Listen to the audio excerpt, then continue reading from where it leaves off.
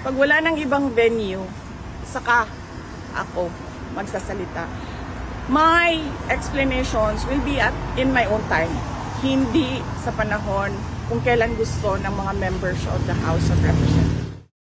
Ipinaliwanag ni VP Sara na bago pa man ang budget hearing, alam na niya ang plano ng ilang kongresista. Para sa Vice-Presidente, mabuting sa impeachment trial na niya ito depensahan, lalo na at wala namang nagtanong nang siya ay nasa budget hearing noon.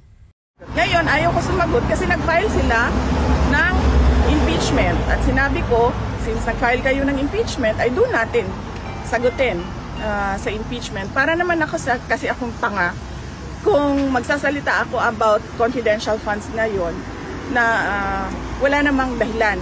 Unang-una, nag-hearing, nandun ako, walang kahit isang tanong. Ngayon, may impeachment trial, tapos magdi-discuss ako noon sa labas ng impeachment trial.